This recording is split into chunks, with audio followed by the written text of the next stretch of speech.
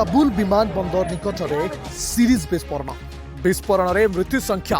72 को वृद्धि पाई 140 जन आहत होती विस्फोरण में 12 अमेरिकीय जवान मृत्यु होता बेले 3 जन आहत होती अति कम 60 जन गुरुतर आहत अवस्था निकटस्थ हस्पिटाल भर्ती होती काबुल विमान बंदर में अबेगेट निकट में प्रथम विस्फोरण होता बेले परे गोली शब्द शुभिला परे ब्यारन होटेल निकट में होता आउ एक विस्फोरण अमेरिकार एयरलिफ्ट पर अपेक्षा थिबा किछि अमेरिकीय नागरिक ए होटेल एकाठी होते ए विस्फोरण में जड़े अमेरिकीय नागरिक मृत्यु होता पेंटागन स्पष्ट करिछि तेबे 3 जन अमेरिकीय आहत होता बेले अन्य एक सूत्रु खबर प्रकाश पाई तालिबान काबुल दखल करने पर हमीद कजाई विमान बंदर में हजार हजार लोक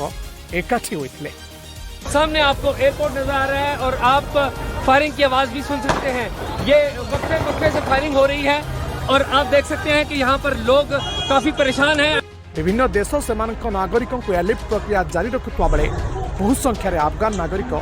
देश छाड़ा सेठाकार एकाठी होते एपरिक सेठारे बहुबार गोलीकांड घटी तेज गत राति काबुल विमान बंदर निकट में आत्मघाती विस्फोरण होगा नहीं अलर्ट कर ब्रिटेन और अमेरिका परे ऑस्ट्रेलिया समेत अनेक देश निज निज नागरिकों को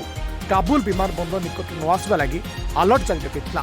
गोइंदा सूचना आसवा मात्र कई घंटा मध्य विमान बंदर निकट में विस्फोरण घटा यापर फ्रांस राष्ट्रदूत निकट द्वितीय विस्फोरण सूचना आसा नहीं से ट्वीट करते विस्फोरण पर से धाँ धड़ उदलाचकटा होता विमान बंदर में आतंकवादी आक्रमण कर घोषणा कर तालिबान तेज अफगान विरुद्ध में शक्ति किंबा आईएसआईएस आड़ को इशारा कर तालिबान आईएसआईएस अफगानिस्तान शाखा चलाउता आईएस के विस्फोरण घटाइता नहीं धामक विस्फोरण पर ब्रिटेन और फ्रांस जरूरी बैठक डाकी स्थितिर समीक्षा कर। ब्यूरो रिपोर्ट श्रीक्षेत्र न्यूज।